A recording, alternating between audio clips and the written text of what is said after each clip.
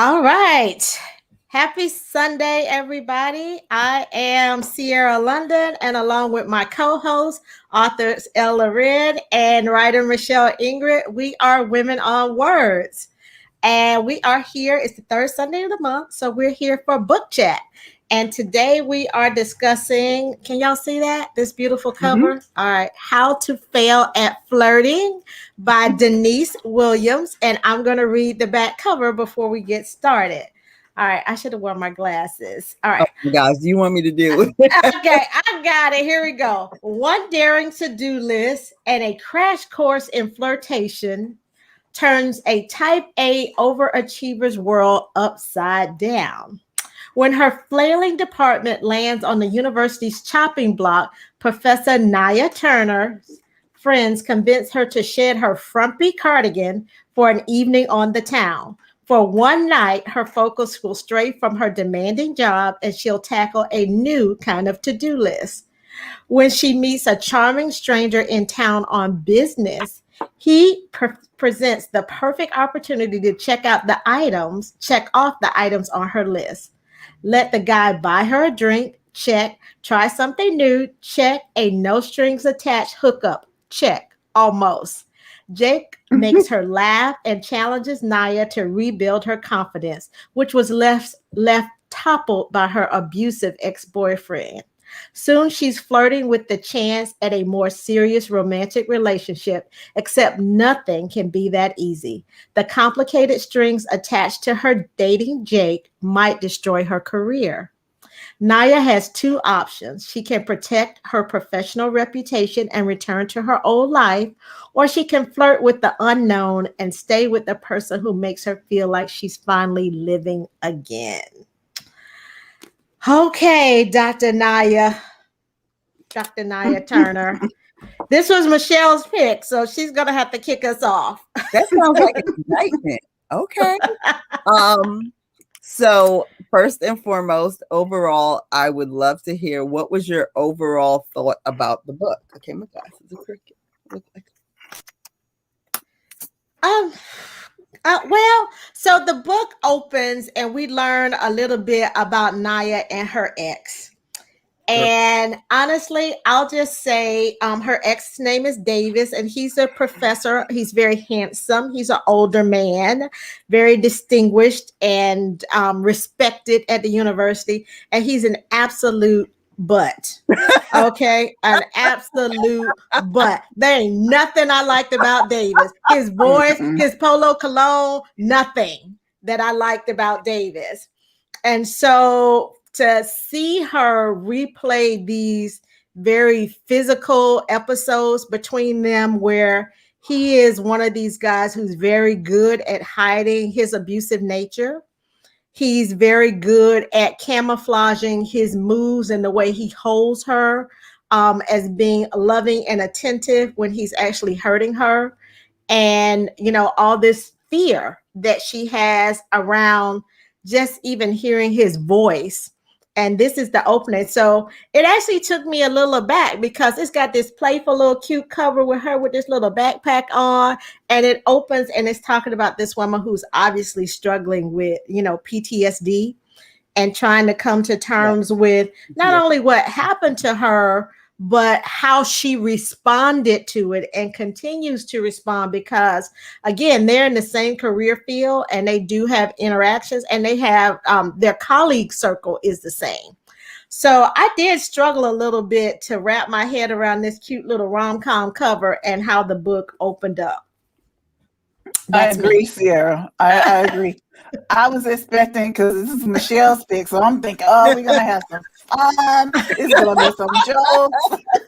We get to have like a whole bunch of flirty, cute stuff in the book, which we do get a little flirty, cute stuff with Jake and Yeah. Naya. But there was a bunch of serious topics in this book, Yeah. and I did not expect abuse from your life partner to be a part of that. I was like, whoa, what happened? Yeah. So Yeah. yeah, I was expecting to be laughing and I was like, wait, hold up, side eye. What's going on? I was too. I was like, there ain't nothing funny about this BS. And again, I kept looking at the cover and I'm like, what am I reading? And then the second part of it is, so when we meet Jake and Naya, it's kind of a traditional meet cute in that they meet at a bar. But Naya has been drinking a lot. And I'll just say, my little ambiguous friend can't hold her liquor. So, so it was, so you go from seeing Naya and her thinking about Davis, the ex who's a jerk, and then you meet her with Jake, who's very nice, but she's drunk. And he finds her cute and attractive. And I was like, there ain't nothing all that cute about a drunk girl. So, give a girl, I don't know. She wasn't slurring. She was probably, I imagined her at that stage of, I might enjoy a drink more often than our good friend Siera. But there's a point when you start drinking, when you get the warm happiness. And in my mind, I was seeing Naya as warm, happy girl, because if she was really drunk, she would not have been able to pull out the middle name, fake name situation. Yeah, she wouldn't. She was able to pull it out. Now, what I would like to know first, because we talk about the fact that this book starts with some seriously heavy topics, because we know that this character has been abused. She puts it right out there on the front page. Yeah, she does. And we're almost on the lookout for this guy from the very beginning of the book. True. So how did you feel about one meeting technically in the words of the book, meeting the abusive boyfriend before you met the hero, number one? Number two, did it change the way that you were thinking about the main character in terms of whether or not you're thinking that this is someone who's going to be able to find a happy, loving relationship? And three, would it have made it better for you if you did have negative feelings if you'd met the hero first? Okay, there's a lot of questions all in one. But they are all kind of the same question. Okay, so for me, so I started out reading the book, and I already told you that the beginning of it kind of it kind of didn't connect with the cover and my expectations as a reader. So I switched over to the audiobook, and I'll just tell you, it slowed me down getting to that, like getting all that Davis stuff up front and the abusive stuff. It actually slowed down my read. So it took me a little bit longer to really get to my happy place with this book. Okay. Actually, that was chapter 26. So it really did. It took me a little while to get there. So for me as a reader, because the author can tell her story however she wants, and Denise Williams is very skilled as a writer. But for me as a reader, it took me a little while to get past how this book opened, and even that intro between the hero and heroine, to really try, to fall for these characters, and like the heroine better, actually. I must say, Jake appealed to me off the page. He was like the most likable of the three between Naya and Jake and Davis. I actually like Jake the most. Davis. It's not that kind of romance. That's true. But I mean, even as a villain, like, he's a great villain, right? I mean, he's not redeemable, and he's very well crafted. Like, so I have to give it to Denise. She put her foot in it with this villain, because if I met Davis, I'd be playing Venus and Serena with the tennis ball. Well, not great ball.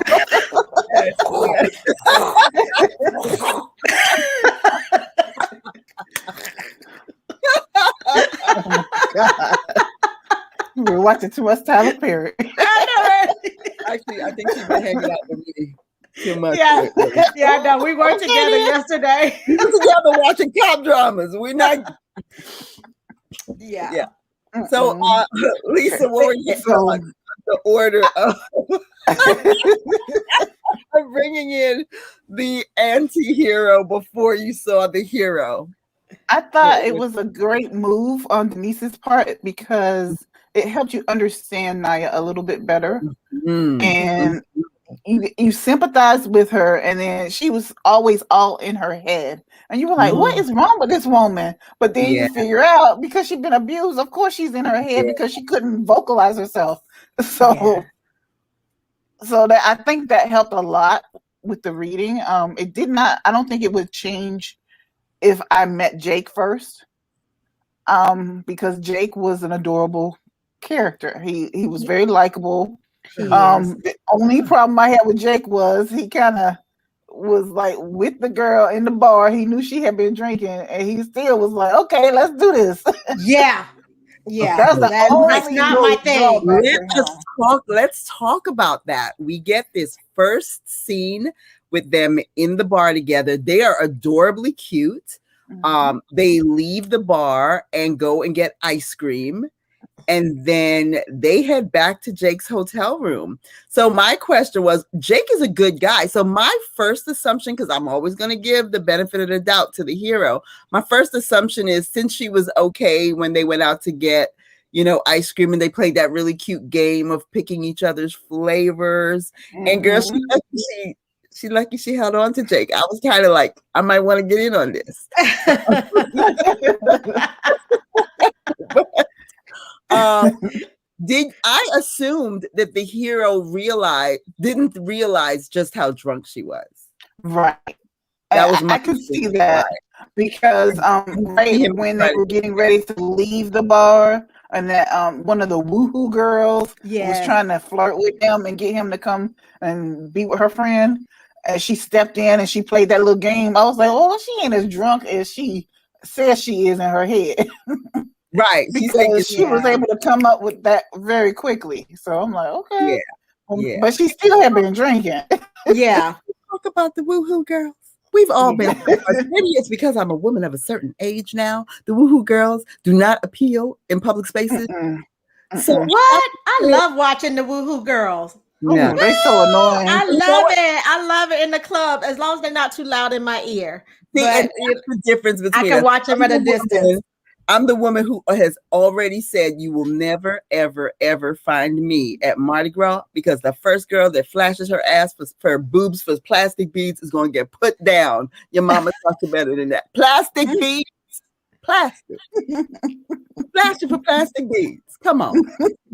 But that being said, I was not a huge fan of the woohoo girls. Understood what it's funny because it automatically set the scene for what that looked like. I've only ever had to take part in one of those pub bar bachelorette crawls. Seeing the penis lollipops and the necklaces. And I was the girl in the back like, Jesus, please don't let me run into anybody that I know or who knows. This is not good. Like, I was the girl in the back, like covering my stuff so that nobody saw that I was wearing the thing. But yeah, I have to say that I like this hero right off the bat, right on the page. I was a little bit concerned, but it made sense to the story. And when I say concerned, it was like that emotional concern for a character. I had a great deal of emotional concern for Naya, because Naya is keeping a lot of secrets about this Davis relationship. Nobody at work knows the extent to which this man had the power and was able to abuse her. On top of that, she doesn't tell her two best friends. It's blah, blah, blah. Hold on, sorry. Give her the best friend's name at the moment. Felicia and Aaron. Felicia and Aaron, yes. She does not tell Felicia and Aaron that Davis has started sending her messages and threatening nude pictures of her out there.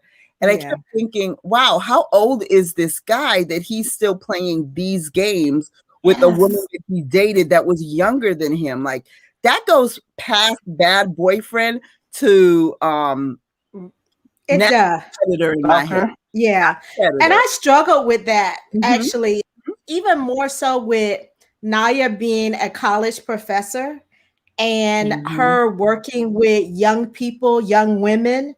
And I was kind of surprised with how she handled that situation by literally not handling it. And not telling anyone. That was right. I'm like, she has no backup here. And it appeared that she didn't want any. because even when her best friends, a man at that, specifically asked her what was going on and what he'd been doing, and as a man, he was concerned with what Davis was doing, and she was like, "It's fine, I can handle it." But in reality, she handled nothing. But yeah, I don't know. I did struggle with it. Not that I don't acknowledge that that's reality, and that she was trapped in this cycle, and she's very paralyzed when it came to Davis's role in her life, just stuck in this like trauma loop with him, and he took full advantage of that, which predators often do. Yes. But I as a reader, I think I wanted to see her be handle that differently. Oh my gosh, who doesn't know that it's book club? I wanted to see her handle that different, even more so because of the role that she's in as a professor, working with young women who often have to deal with those things as well. I guess I just wanted to see her handle it differently. So it was that was hard for me. Yeah, because she's hiding out. Yeah. She mentions that she's like, I can hide in my office. I've done it before. And I'm like, Right. whoa, she is hiding out on a college campus. And I mean, right. That was kind of scary. The idea that this person has so much power that she's thinking, okay, if I stay in my office during this time period, yeah, that was a little taxing. Yeah. Well, what I didn't understand is she was getting the messages from unknown number. Why she didn't just block the number and just move on with her life? She allowed him numbers. No, because she said later on, she was like, "Well, I don't want to block him because he's going to get mad." Well, he's already mad. So right, she did say that. She did. Yeah, she was making conscious choices. Yes, to allow him to do that. And even when she had opportunities to tell the truth about what was happening, she chose not to.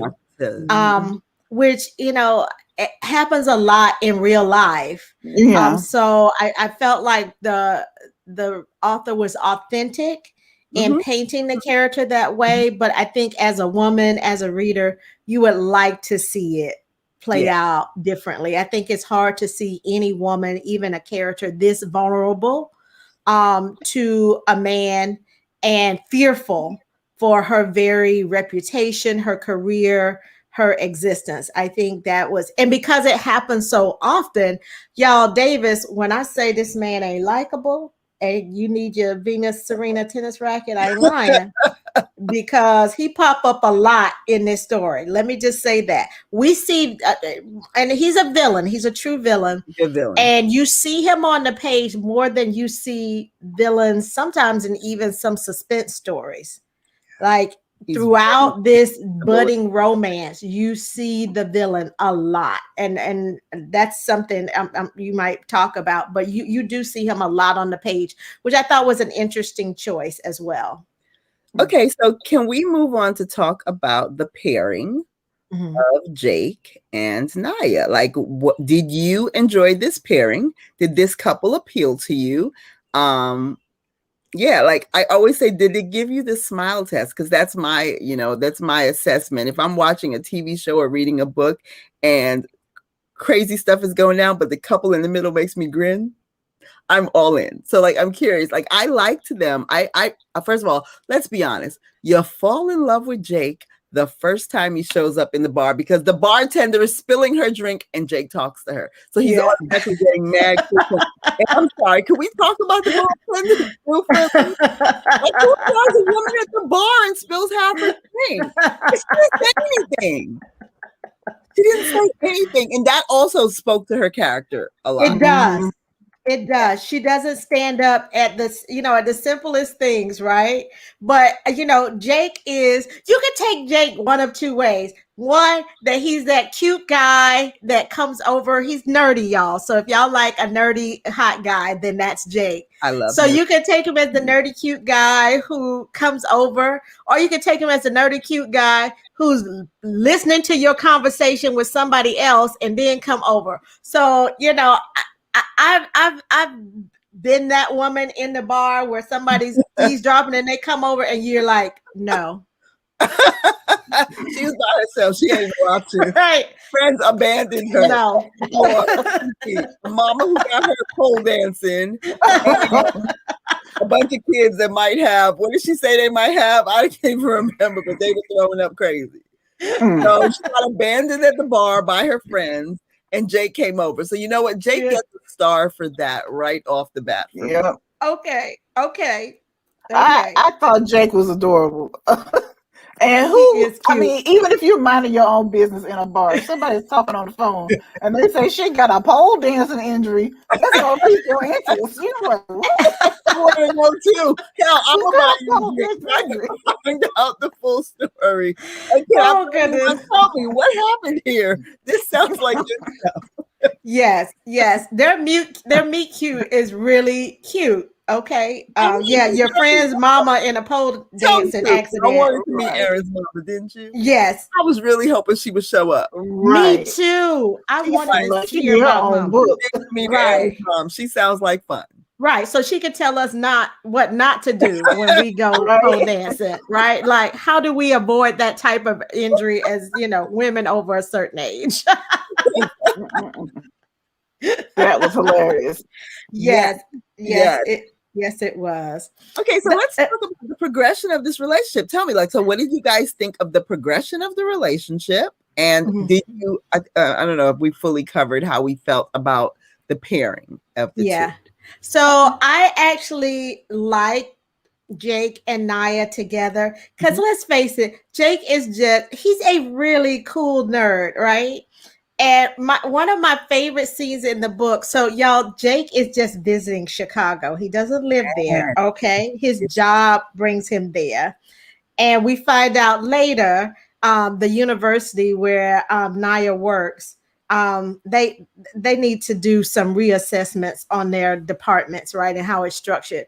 And Jake his company happens to be hired to do that. And so, but they've already had this wonderful night together. And when Naya finds out, my granddaughter's name is Nala, so that keeps tripping me up. So when Nala, you better not do this. Listen to grandma. But anyway, when Naya learns that Jake is connected loosely, to her job, she has this flashback of everything that happened with Davis. Like, am I making this mistake? That's a very realistic response. You got involved with a coworker. He's a jerk. He lets everybody knows how he feels about you after the breakup. And typical of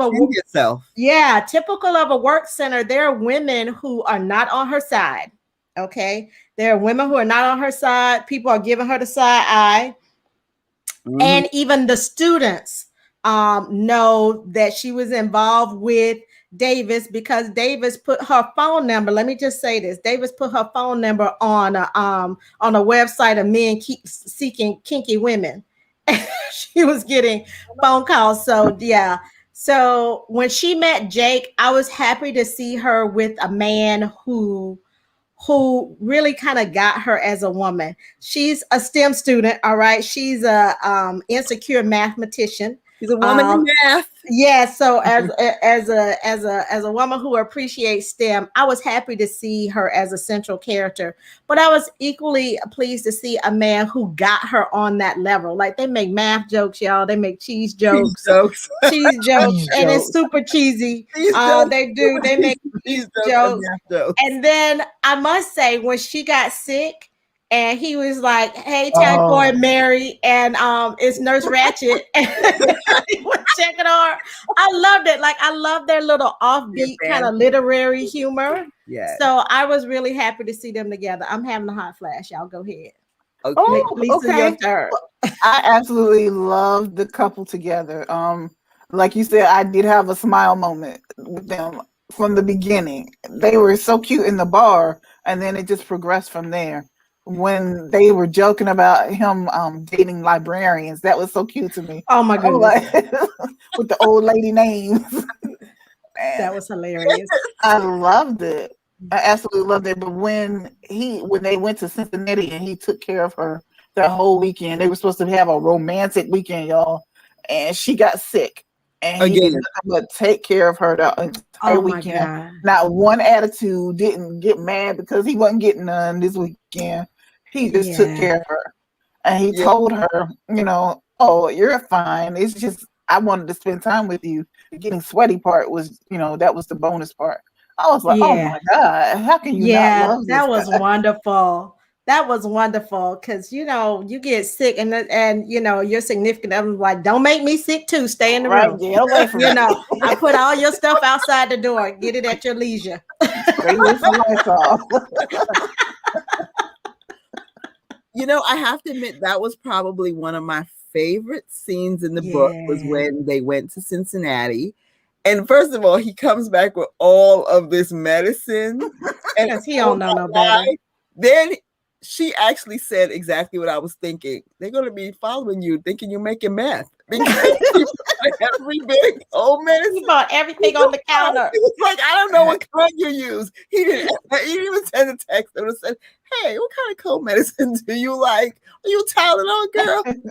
Yes. No, dude brought everything. And that just was like made my heart glad. I was like, this guy is a great hero. And I think coming off of knowing just how horrible the last guy was, I think as a reader, there wasn't a lot of room left for me to be okay with this hero being just an okay hero. Yes, he had to be over the top, and he was. Yes. And also, Jake swing a big stick. So they were always in the bedroom. I'm like, oh my God, are they in the bed again? It was the perfect kind of let's just hook up kind of relationship. Right? I mean, that's the kind of relationship they had. Yes. And I thought the author did a great job of showing, like, or if you're in a relationship where you're just hooking up, like these two people hooked up a lot, and it's on the page. And you didn't realize that he was only in town for a certain amount of days. Right. Coming in town. Let's be honest. He's flying all the way from North Carolina, Chicago. Girl, the first step, yes, you're putting out. You're putting out. Yes. A lot. A lot. Right. This might get to the point where when he's ready to go, you're like, please. Yes. Go. Yes. I need to go. So if you love a book with a lot of relations, this is the book. I like when she was talking. I think she talked to Felicia, and she's like, "Wait, did you go back to the hotel with him last night? Did he service you last night?" She's like, "And yeah, and then a little this morning." I thought that first of all, she and her friend Felicia are funny. Oh, she's hilarious.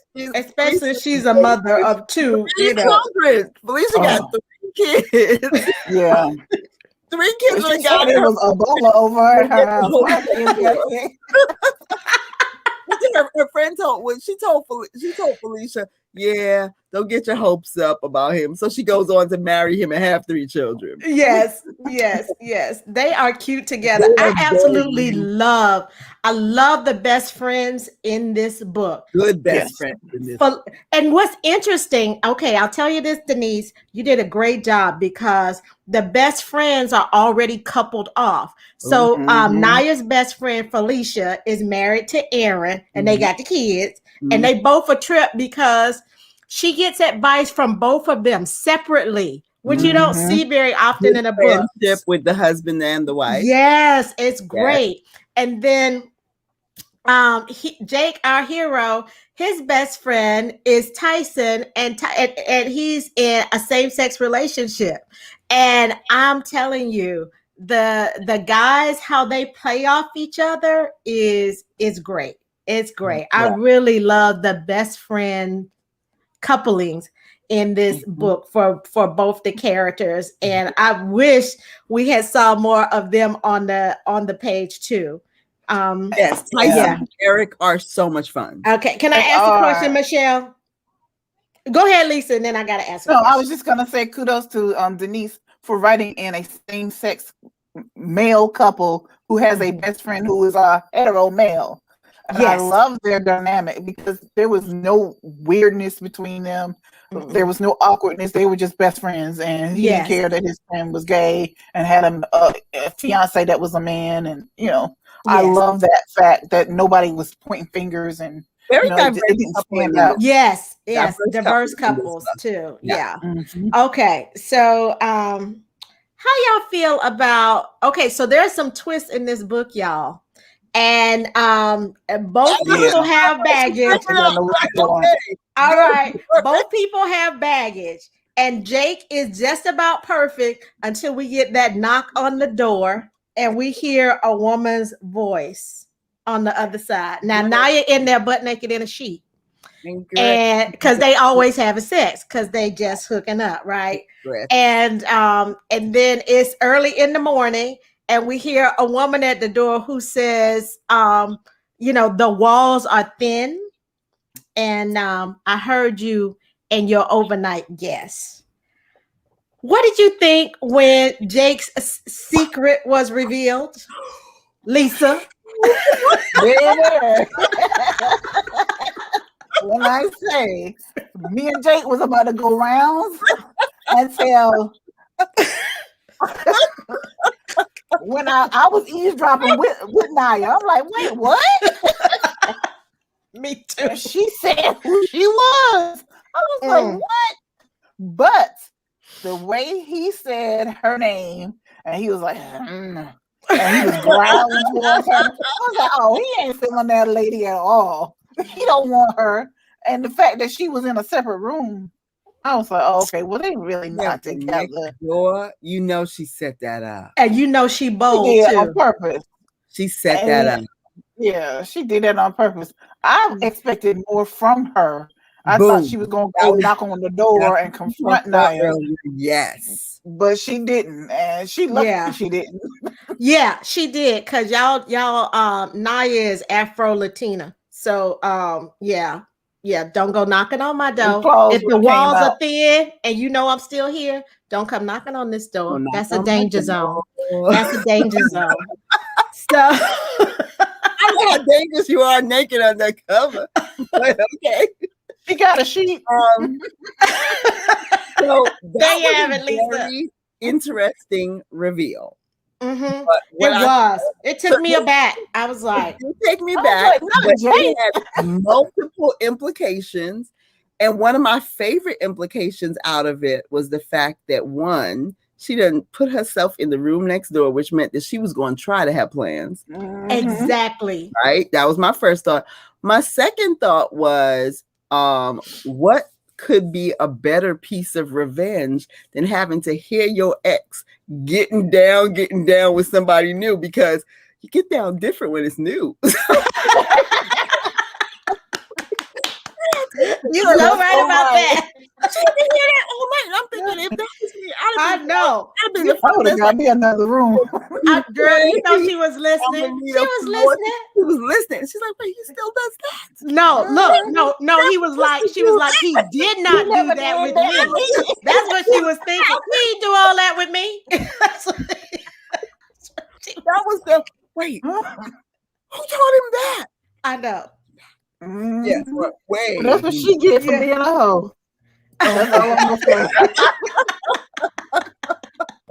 Because if she had stayed true to him, she would have got it. Also, the same way that we are all having that feeling of we thought that more was going to come of that, I actually liked that more didn't, because it said more about him than it said about his past relationship. And it said a lot about him and his past relationship. It said, I am really in this thing with Naya. I am really that part is true. That part is true. Didn't play with it. Yeah, and I like that about him because it said a lot about him. I love how he embraced her in the restaurant.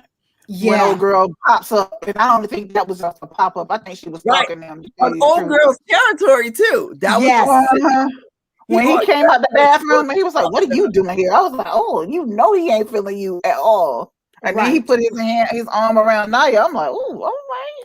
I know. Get the stepping. And his best friends did what a best friend should do, ride or die. I don't like you. Okay, I love it. Because, you need a best friend that does that. I Yeah. don't like you, you know, and I appreciate that. Why are you here? Yes. Now, Mhm. I'll say this. I thought it was interesting the decision that Jake made to spare his ex with her family. I'm not sure That was nice. it was nice, but considering her background and his position, especially his wealth, I'm like, that's an interesting decision to make because later in the book he says, I'm so like she's so close to breaking me. Like I there's a part of me that just wants to give her what she wants just to get her gone. And I can understand that. Like if you're in a relationship and you've tied up all your stuff with this person and they just keep pushing and He's pushing also a lawyer. that's my point. That's what makes it so interesting that he made that choice because literally from a legal standpoint it gives her the upper hand. Like if he's willing to take the brunt of, her past misdeeds from a legal perspective, he's given her the upper hand. So I thought it was interesting that he made that choice and then, was like, oh my goodness, I'm almost ready to give her everything just to make her go away, which I think we've all been in a relationship where we like, boy, please come get your toothbrush, just go. Mhm. Like, hello, put everything on the box on the porch. If the cats get it, that's on you. So Yes. Like, they really lick everything. it wouldn't be book club if, as the resident single person on the club, I didn't bring an old story to the table. Okay. This is required.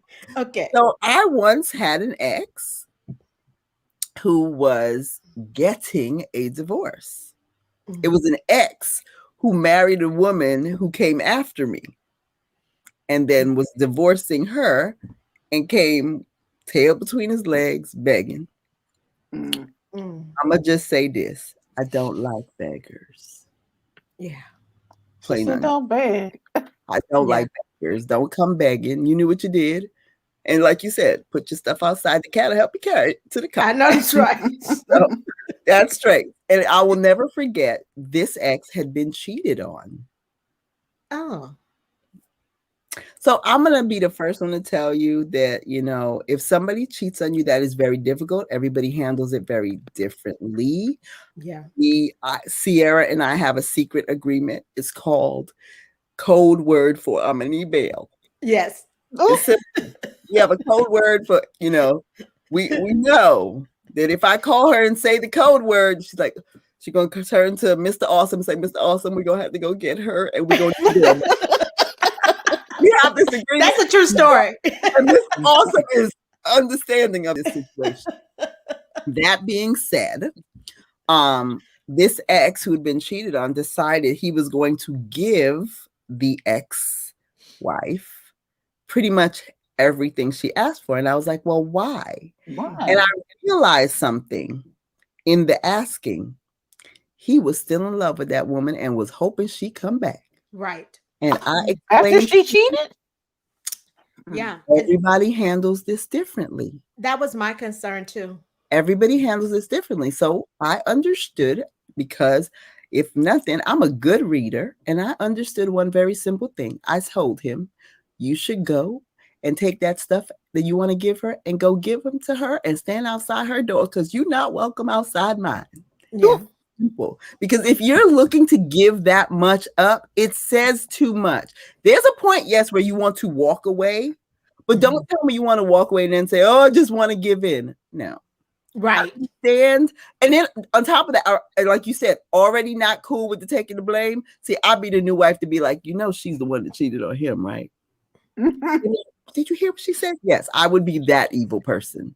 Yes, I think that would be too. Way too much leverage in that. It gave her the leverage to stick around because she could screw him over every minute. And I'm thinking, and she obviously didn't want her. Exactly. Well, exactly. It's interesting. What did you think about his argument that he was working too much that he didn't notice? Do you think that he was a neglectful person? Did that have something to do with the kind of guy that he became for Naya? I was curious about what you thought because my brain is working a million miles a minute trying to figure out, is he a better guy now because he messed up before?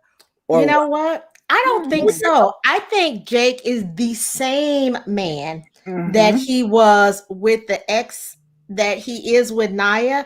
I think the difference is what he's learned is he's more straightforward with how he feels. I think he knew that previous relationship was the wrong relationship, but because he had jumped and, made this commitment to this woman, he was like slow pedaling his way out of it. Mhm. And men are very interesting when they don't want to be in something and they're waiting on you to make the decision for them. They're like, "Oh, I just won't come home. Oh, I just work all the time. Oh, something is always more important, He right?" left. Mhm. So there's Yeah, that. He yeah, left. yeah. He has So steps. yeah, he has taken steps, but again, I think he's one of those people that stayed when he knew he should have been gone. That's the Right. point He that I'm only making. left because she got caught cheating. So, what do you guys think about the idea of this guy, Jake, who travels a lot and had detrimental effects upon his relationship, entering a relationship that is long distance with a woman he cannot see every day? What were your thoughts on that choice? Because I kept thinking, oh my goodness, Denise, what made you make the choice that a guy who's not home enough and it has that impact chooses a woman that he has to pick himself up and get on a plane to go and see? Like, I was very curious about that as a choice for this relationship. Again, for me, I felt like Jake hadn't changed between relationship 1 and relationship 2. Yes, he had ventured out into a job but the jobs are very similar. I mean, now he has a stake in the company. Mhm, But mhm. again, this character is consistent. But I think what Denise did a really good job of showing us is the lengths that Jake will go to maintain a relationship that he He wants. wants. Yeah. Mhm. That he wants. I mean, this man. One stroke of the Shanae, and he was like, "When can I see you again? Mhm. When can I see you again?" She's like, "I just saw you 12 hours ago." He's like, "Okay, when can I see you again?" When again? That's like Mhm. his favorite line for like 75% of the book. When can I Right. see you again? I mean, He even keep calling. after Catch him. their first night in the hotel, when she gets sick, He holds her he head doesn't down. trip. He just like, Mm-mm. okay, well, I'm gonna see her again. Let me call Yes. her. What's your real name? What's your Right. phone number? The real Cause she said, I didn't even give you your real name. And she crying and stuff. He's like, hey, what's your real name? Yeah. He's like, I what's your know. real name? And when can I Yeah. see you again? And I'm Yes. still in town. So Yeah. Jake was like all in from the beginning to me. Yeah. So I want to tell y'all, I He love didn't this even get whole it by movie. then. Remember, he didn't even get it by then.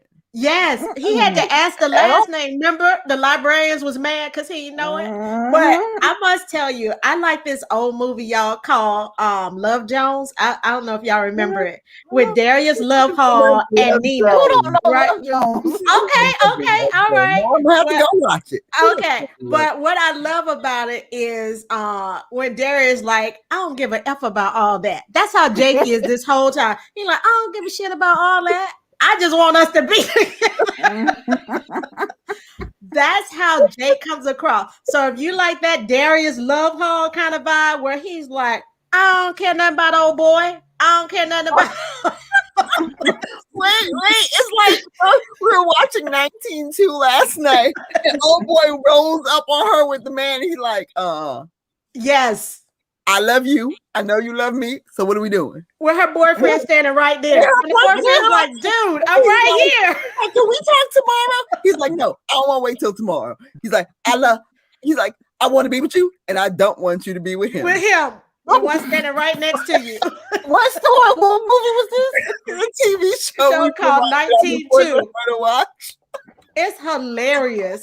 Yo, It's straight up. He's like, and when it was but my favorite part still, and which it kind of makes you think of Jake, because you're like thinking about how Jake broke up with his wife when he pulls the I'm in love with somebody else. Yeah. After that. The It's set, straight up. and you're like, she's looking at him like her whole world just crashed out. And he's like, sorry. because this is my boyfriend standing right next to me. Right. And you just stopped us. But yes, I love you and I want you to be with him. That's what Jake makes me think of. yes, Jake Oh, is very wow. much that guy where he's just all out there. And I tell you, it's refreshing to see a male character from that just puts his emotions out there. And Mhm. so we only have about what 15. We got 15. 15 minutes left. So I must say, there comes a point where there's trouble in River City, okay, where problems come along. So Chicago Beppa. yes, so I have to jump to, I'm gonna call it the fight scene between Naya and Jake. That was intense. I felt every word. And you were like, stop. Like you're like the friends on the sideline saying, stop, y'all. Don't stop. say Now. anymore. Don't take this too far. Like, stop. Mhm. And then they kept going. And it was like, Yeah. What do you think, Lisa? That was some fight scene. I felt bad for Jake though. It just starts going wrong. He throws out the "I love you" in the middle of the fight scene. Right. Yeah. He's like, It didn't save him, girl. It was still a save him. It was a TKO. Oh, Jake. I felt so bad for him. Oh my God. She's like uppercut. Take that. It was painful. Go wrong. She'd have drove the poor man to drink. Doing that little boxing dance. He's like dancing. He's like, yeah, he was trying to stick and move, and she just waited, and then she went pow. Yeah, but she had to do him like that when he broke out the "I love you." Yeah, it was hard because I was wondering if that was gonna stop the train wreck. And guess what? It did not. I was so surprised. It did not stop the train wreck at all. I felt all those cars colliding and going off the track. She's like, I heard you, but yeah. Wow. Yeah, like usually that'll stop things from going too far, and you're just like, oh, nope. But you're sitting on the sidelines, like, y'all stop. Like, you know how when mommy and daddy fight, mommy, daddy, stop fighting. I know, mommy, don't. Don't say nothing mean. Right. Mama, that's a bad word. Yeah, no. Yeah, I'm like watching that. Like, I will not lie. I went back to read it again because I'm like, wait, this went wrong real fast. It did. It did. I felt it too. You know what I felt? She threw everything that she had never said to Davis. Yes. That's why I was mad with her, I think. I was mad with her. Everything that she'd never been able to say to Jake, everything she'd never been able to say to her colleagues, everything she'd never said to her best friends about the way she was feeling about her job, about the way that Davis made her feel about her job. She threw it at Jake. You know, her personal feelings about herself being in that kind of relationship, the personal feelings about what it was like to survive those kinds of relationships, and she threw it all at Jake. And I like later when she texted me, he's like, "Oh, you talking to me now?" Yeah, that was a surprise too. For you, I was so Jake was drunk. Well, now it's his turn to be drunk, like at the beginning of the book. Now it's his turn. He was telling the truth. He was drunk. He was like, "Oh, she gonna call me now." Did she even mention the fact that he was misspelling in his text? I know. I'm gonna tell you something. Jake was so raw with his emotions when she called. I was like, oh my gosh, it almost felt like he was like catfight. Like, I hate you. You hurt my feelings. I hate you. No. He was straight with her. He was. We say we want the truth, and he told the truth, and he's pretty much like, "Oh, so you're talking to me now?" Yeah, he was. So you pretty much, sent me away. I mean, dude was in Chicago with her. Yeah, and she told that. Yeah, it was hard. I don't understand. I get that she was upset about her job, but he didn't tell her that she was losing her job. He didn't say it. He barely got anything out. And she just went crazy on him. She did go crazy. Yeah, I wish I could find the piece right now. I wish I had bookmarked it because you were like watching it. It was like, oh, this is going wrong. This is going wrong. This is going wrong. Like, why is she so upset? Oh my goodness, you just slip back into your native tongue, Michelle. What? This going wrong? Yeah, it did. You know what this was? This was the clip when they fought with the firefighters. It was like all of a sudden there was nothing, and next thing you know, it was like boom, boom, boom. Boom. Yeah. Yeah. Yeah, this was that scene at the family reunion, y'all, where somebody throw the dish of potato salad on the floor, and then and then and then everybody jump in like, "Oh no, you didn't!" Picking sides on the potato salad. Auntie's potato salad is better. Nope, You it's yeah. not. Yeah, my mama's better, and then they throw it on the ground, and then everybody jump in. It was bad. And then next thing you know, the deviled eggs on the ground too. So Yes, this it was bad. Yeah, it was a throwdown where you're like, I wasn't A expecting throwdown. that. If you would have said, pick a point in this story where you think the dark moment is going to come, that was not it. I agree. I agree. You It got went us with that one, Denise. You got us Girl, good. I went did from not see love that to coming. blow up bomb in 2 seconds. Yeah, because Like- they were so good together, and just to see them go like gloves off, bare knuckle, kind of emotionally brawling. And he's like, Oh my God, he was just. I could see the blood trickling down his face. the surprise on his face, like, Yeah, how did we get here? Like, I'm not the one that did that. right. What I thought was also interesting is I kind of feel like he knew that she was throwing off everything that she'd been through at him. Yeah. So later, when you realize that she's never actually told him who, like, she admits to him that she'd been abused, which I was like, okay. Yeah. I was very proud of her, but she never told him who. Who? Yes. Had she said who, it would have been avoided like the plague. I mean, Davis would have been, he probably would have beat Davis' ass, to tell you the truth. But Yeah. You know, I was kind of waiting for that moment. Was that the only one? Where I was kind of like, he bucked up at him when at the retreat, but he, Okay. he still didn't do y'all. nothing. yeah, but he was a good nerd boy. He didn't harm him. He didn't, because he didn't want to go to jail. I got some issues lately where I kind of don't mind seeing a villain get harmed. Yes. Yes, Michelle. I'm sorry. I've never minded that, Michelle. Yes, I'm okay with a split knuckle or two. I will say that. But I will say, so y'all, Davis comes back on the scene like a bad heat rash. Okay. This boy. I was thinking poison ivy, but go on. Yeah. The way he came at her at their work retreat. Yeah. This boy is sick. Set her up to look like she's involved with him again. Yes. I don't like bullies. Yes. Yes. And that's it. He feels like such an authentic bully.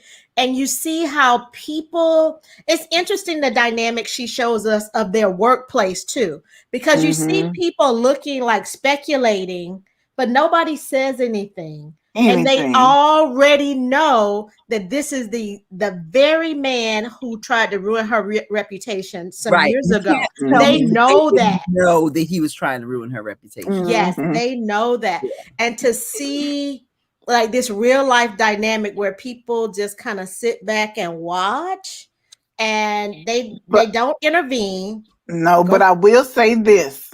I was so proud of her when she stood up for herself, when he kept stealing her ideas and rewording it like he was the one that said it first. How many of us have not said? Yes, I was so proud of her because that is happening over and over again. In that meeting where you literally listened to a male colleague take credit for something that you did and you came up with simply because he put a period on the end of a sentence, and you're sitting there thinking, this is how people go to jail.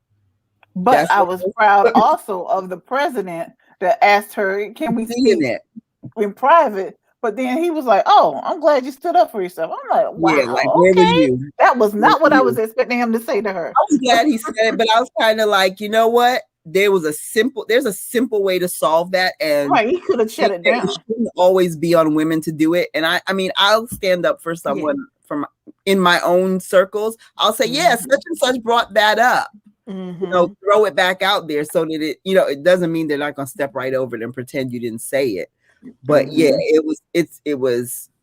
Yeah. I kind of wish that he would have said something in the meeting. Like, but at least he acknowledged that he knew it was happening. Yeah. And she wasn't thinking that she was crazy. Yeah. And obviously the president recognized that this is a man who likes to take on women's ideas and belittle them while stealing their ideas. And I kind of really wish that he would have spoken up in that moment and said, yes, such and such had a good idea. There are ways to do that diplomatically. But, it's funny. We're talking about this. I was reading an article a couple of weeks back, and they were talking about the fact that on some campuses, the tenure track is so strong because when you consider where academia stands in terms of like the big money of corporations and all those things, the goals are big, but the rewards in essence are kind of small. And so it's almost a worse situation where you have more people fighting for something that is not going to be the big prize. So everybody wants to get the big prize. It's an interesting dynamic. My mother worked at a college, and it was an interesting dynamic. You know, you're sometimes you meet some of these folks, and then you see some of the stuff they do, and you're kind of left dumbfounded, like, really, like that was worth that to you? Yeah, yeah. But you know, back to what Lisa was saying, I agree. It was after seeing this character's growth through this story. A lot of growth. The author did a great job of bringing this final scene together between, it's like a Titan against a Titan, right? You got the villain, and then you have this heroine who's been in this really kind of positive affirmation like relationship, and she's grown through that. She's come to appreciate her own voice because she can speak it with Jake in a way that she couldn't with Davis. Davis actually sends her a text at one point saying, "I'm glad you remember how to be quiet. I'll have to remind you of that." And so it's nice. I know I see Lisa's eyes because y'all know stuff like that really be getting to her. So it's nice to see not only does she battle Davis with her words. Y'all see I got my fist balled up. So not only does she battle Davis with her words, but literally she had to put some knots on his head. You know, like she literally has to battle Davis. And I think this character needed that. Like, not every woman has to fight, you know, on her journey, but this particular character needed to. She did. And I needed her too, and I was happy she did. Be her hero. Yes. Be her own hero in that moment. Yes, she did. She needed to be her own hero. She needed to pull on everything that she had learned on her journey from when she was a young woman and encountered Davis, and then afterwards, and all the times where she just made herself small and silenced her voice. Because in the past, all he had to do was remind her, and she would shrink back. She would retreat. Remembering him had her holding her wrist. Yes. And then she found out she lied to her best friend about it, about why she hurt her wrist. Yes, she covered for him. She covered for him.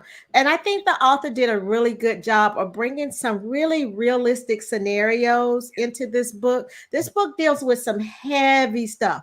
Not only do you have like the relationship abuse going on and the PTSD to me from the heroine, but even some of the workplace dynamics that you see between men and women and how that plays out. Like, you see all of that on the page in a, you know, wrapped in like, you know, this romantic comedy delivery, you know, the vehicle she's using to kind of soften the delivery of these topics. But I thought she did a really good job. I would definitely read another book by Denise Williams. Yeah, I haven't read the excerpt for the next one that's in this one yet, but yeah, definitely would. I'm so glad the heroine got to okay, let's just be honest. I wanted to see the heroine hurt him. And so it was very nice to see him get hurt, to see the villain get okay, let's just be honest. I liked seeing her physically harm him. Bloodshed. Yes. It was nice. And I say that from a very gentle place inside of me. No, I don't say from a gentle place. But it was very nice to see Naya like a papaya. Naya like a papaya. Yeah. So cute. Yeah. Knocked Davis on his behind. It was he needed that. And then to see, and I think this goes back to my original point, since we were talking about women in the workplace and working with young people, to see Naya take on Davis, and then to see an immediate response from another woman on staff. Yeah. I When think that it's lady powerful. stepped in and said she's not lying, I was like, yes, finally somebody Yes. is backing her up, because everybody's just standing around looking at each other like, okay, what do we do? Yeah. And they know he's inappropriate. Yeah. Yeah. Yeah. That was, yeah. I was glad she was backed up, but I was more glad that she hit that fool. Yeah. I wish she hit him a couple more times. Mhm. I Yeah. wanted Jake to get him too. Go home with a little bit of his blood on her clothes. Yes, I would have been okay with that. Yeah, I would have framed that. Keep that shirt. Keep All right. shirt. So, ladies, any final words on how to fail at flirting? Did she really fail at flirting? Yes. No. She threw up on the first night, but he's a good guy, so he was okay with it. She didn't fail at flirting. She was pretty good at it, actually. I thought I do like the checked fact off her little that list. I do like the fact that at the end she's kind of relieved that she won't have to flirt anymore. Yes, Except for right. him, like, Yes. woo, Yeah. yes. She checked off her little boxes, and she had her little list going, and did she like the was little doing her checklist. thing. Yeah, I thought she was pretty good at flirting too, Lisa. I really did. I didn't think she failed so much. I'm like, girl, you nailed the first guy that came up to you, and you Right, got he was he was sprung. I mean, like, He was hot, he was rich, and he was a good guy. yeah, I thought He you did not fail. Yeah, I that's didn't think what so. you're like, nice catch, girl. Nice catch. Yes, Mm. yes, yes, Nice yes. work. All right. So, all right. Anything else before we close out this particular book club? One little thing we will say that at the end of the book, she gives the phone numbers for if you or someone that you love is in an intimate abusive relationship. She gives the numbers that you could call or the places you could reach out to when you are safe to do so. And so I would say if you got a girlfriend somewhere who might need some help, this book looks really anonymous for somebody who might need help. Hand it off. You never know. You might just save somebody's self-worth or their life. So I'd say that. That's a good point, Michelle. Yeah, excellent point. So next month, June. All right. What are we reading? We are reading, it's my choice. We're reading Jasmine Guillory's The Wedding Date. Oh, okay. Yes. Wow. Okay. Okay. Late to the party, but I'm ready to come in. Yes. Okay. I've heard a lot about this book, y'all. I mean, it's older now, but I am looking forward to diving into this book. All right. So y'all join us on the third Sunday of June. No, I do not know the date, and I rarely know the date. We'll get back to you. But it's the third Sunday at 3 p.m. We'll be live here on Women on Words, a lunchtime dish with Messy Mandy Page, of course, because Mandy has to be involved. Okay, the 20th. That's 3 days after my birthday. And then and of course, we'll be streaming live on YouTube. Okay. All right. And just as a bonus, today is my big sister Karen's birthday. So happy birthday, sis. Happy birthday, Karen. Happy birthday, Karen, from Women on Words. Enjoy your day. You know. What else? I think I'm gonna enjoy a quiet day at home. I still have some work to do on some of my chapters. What are y'all doing with your day? I'm going to spend some time with my husband. Okay, all right. And you're gonna be typing, Michelle? My husband's unavailable, so I will be.